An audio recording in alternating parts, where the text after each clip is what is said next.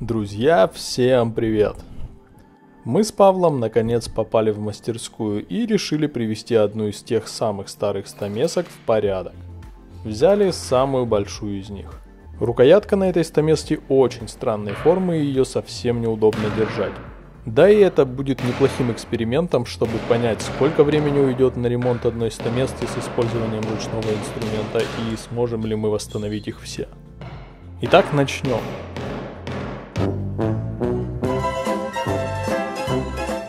В первую очередь избавимся от старой рукоятки. План был просто разбить ее молотком, но что-то пошло не так.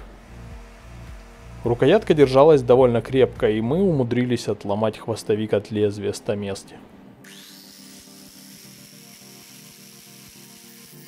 Придется это исправить, так что в ход идет УШМ. Срезаем часть лезвия для того, чтобы сформировать новый хвостовик, и делаем насечки на нем. Насечки нужны для того, чтобы хвостовик имел большее сцепление с рукояткой после вклеивания.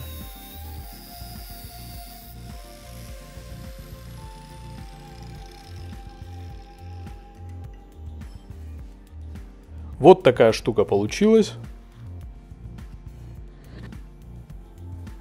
Далее убираем все грубые дефекты на лезвии и его режущей кромке. И тем самым готовим стамеску к заточке и полировке. Наждачную бумагу использовали зернистостью от 100 до 320 единиц.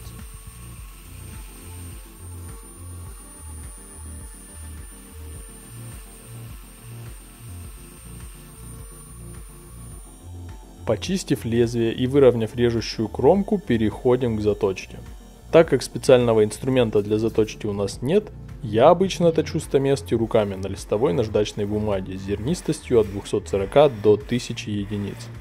Процесс, конечно, нудный и трудоемкий, но режут стамески после такой заточки вполне неплохо. После заточки полируем лезвие на войлочном круге. Это не только придает ей приятный внешний вид, но и помогает защитить металл от коррозии.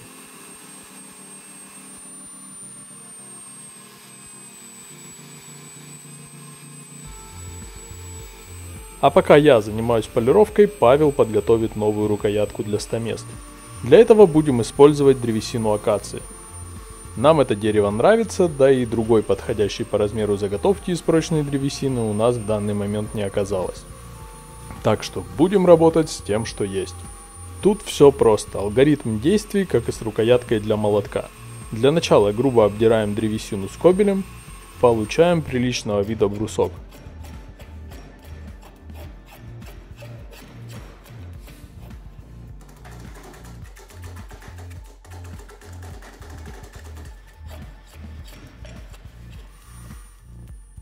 Отрезаем лишний кусок.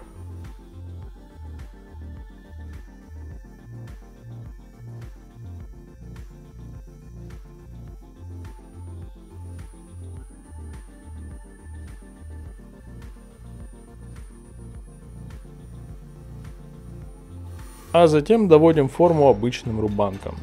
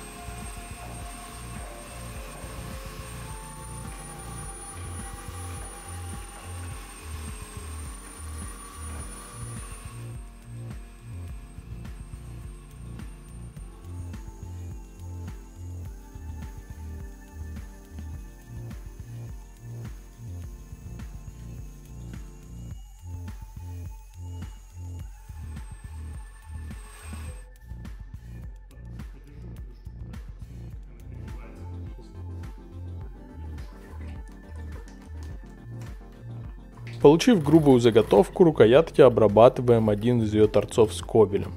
В эту часть рукоятки будет упираться ладонь при резании, так что необходимо убрать все острые углы. и сделать рукоятку максимально удобной и не травматичной для ладони.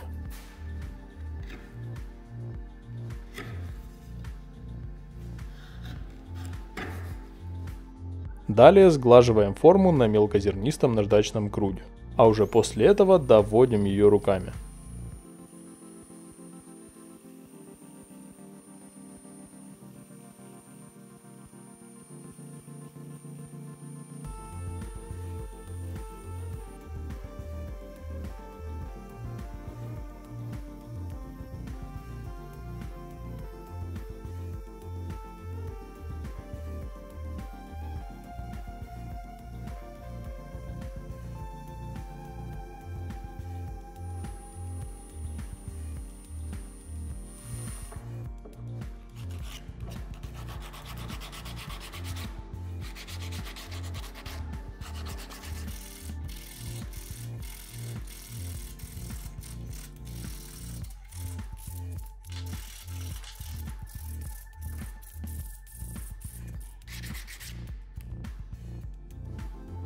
Рукоятка готова, и теперь нужно сделать в ней отверстие под хвостовик.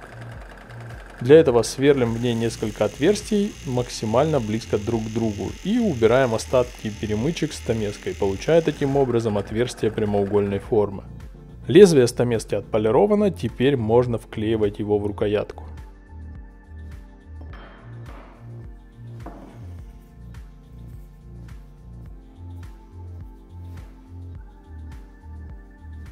В само отверстие рукоятки мы добавили много цианоакрилатного клея и просто вставили в него хвостовик стамески.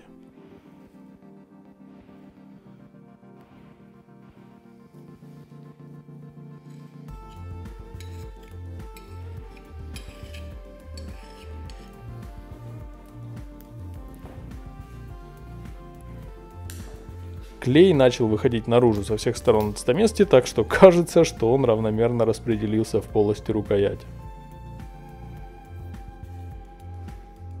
Many minutes later.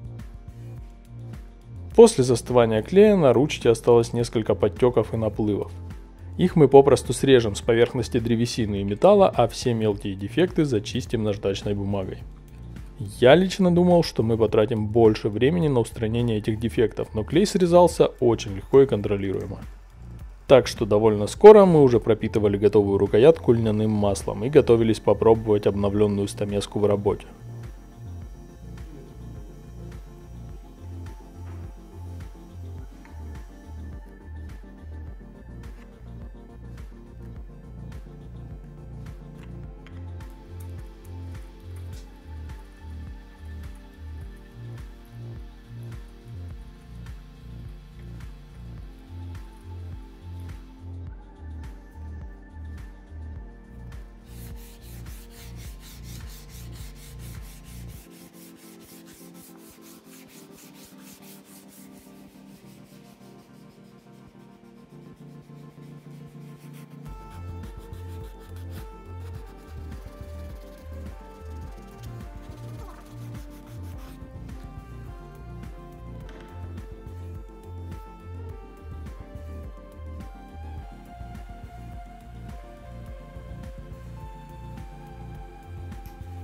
Для проверки удобства рукоятки и заточки лезвия взяли несколько кусков дерева, валявшихся в мастерской. Кусок сосны, завалявшийся после стройки, скол бревна акации и кусок березовой фанеры.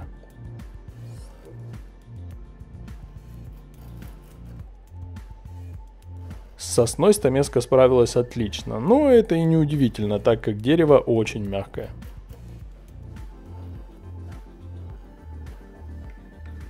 С акацией было уже потруднее, хотя и ее стамеска резала неплохо.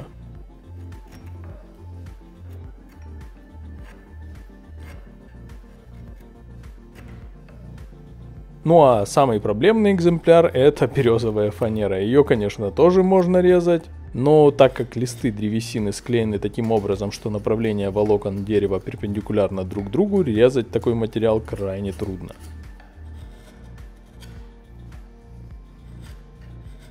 Мы результатом остались довольны. Осталось только придумать, как привести весь инструмент в нормальное состояние, не потратив на это такую уйму времени. Вам спасибо за просмотр, подписывайтесь или нет, решайте сами, и до встречи в новых видео.